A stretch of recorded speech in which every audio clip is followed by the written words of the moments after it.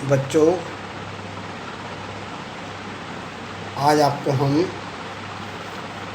Part 2 तरल दाब का पार्ट 2 कराएंगे। पार्ट 2 में आपके कल हमने थ्योरी समाप्त करी थी इस लेसन की। आज हम इसके अंक के प्रश्न समाप्त करेंगे।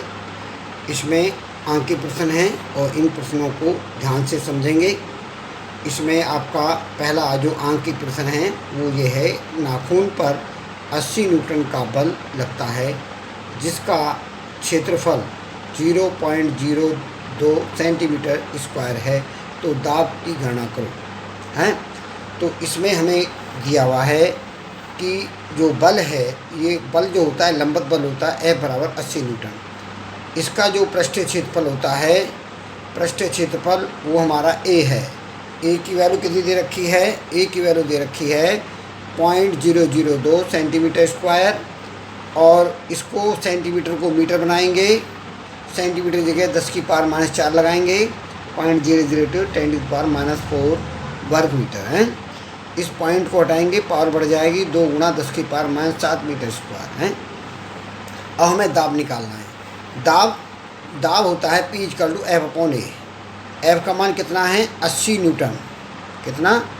80 न्यूटन। और ये 2 गुणा 10 की पावर इतने स्क्वायर, 2 गुणा 10 की पावर -7। अब ये पावर ऊपर जाएगी, 2 से काटेंगे, 80/2 गुणा 10 की पावर 7।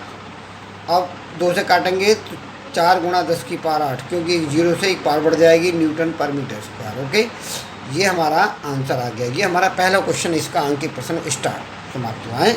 अब इसके बाद आगे चलते हैं। नेक्स्ट क्वेश्चन है आपका कि वायु दाब पारे के 75 सेंटीमीटर स्तंभ के बराबर है। वायु दाब जो है पारे के 75 सेंटीमीटर स्तंभ के बराबर है, तो द्रव दाब की गणना करो। तो अब हमें क्या दिया हुआ? दिया है H बराबर 75 गुणा 10 की पावर -2 मीटर। H की वैल्यू होगी, सेंटीमीटर को मीटर बना दिया। घनत्व दिया है, पारे का घनत्व जो होता है आपको याद होना चाहिए 13.6 10⁻³ किलोग्राम पर मीटर क्यूब होता है, इसको याद करना है। और G की वैल्यू आपको पता ही होती है 10 मीटर पर सेकेंड स्क्वायर है। द्रव दाब का जो सूत्र होता है H × D × G। तो H की वैल्यू 75 10⁻², D की वैल्यू 13.6 10⁻³ इंटू G की वैल्यू 10। इन दोनों को मल्टीप्लाई कर देंगे, 3 पावर से 3 और एक ये 4 पावर हुई, 4 में 2, और इसके 2 के बाद 2 लगाएंगे।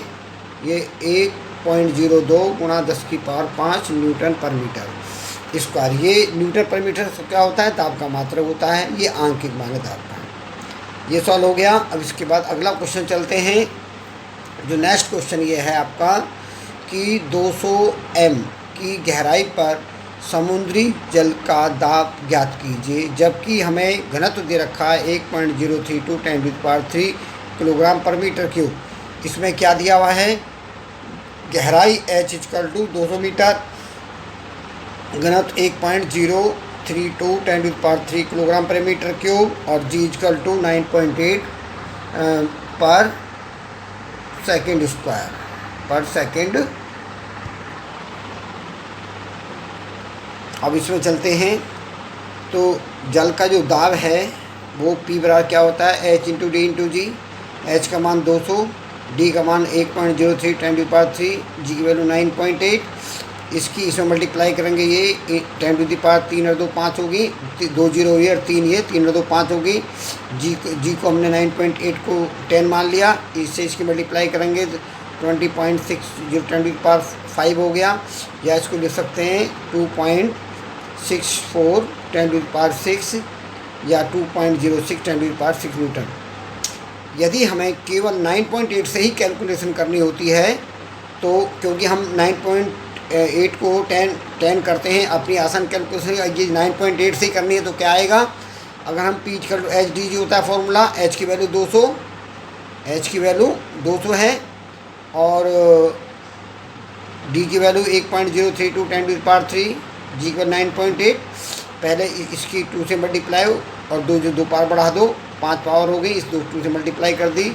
9.8 की मल्टीप्लाई करेंगे इसमें तो ये जो है 20.23 आएगा और फिर हम एक अंक छोटे दोनों लोग आएंगे, पावर 6 हो जाएंगी, तो 2.023 × 6 न्यूटन पर मीटर।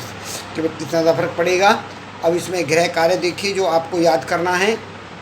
याद करने के लिए मैं आपको बोल रहा हूँ कि दाब की परिभाषा और सूत्र याद करना है, द्रव दाब की परिभाषा याद करनी है, आंकित प्रश्नों को हल करें।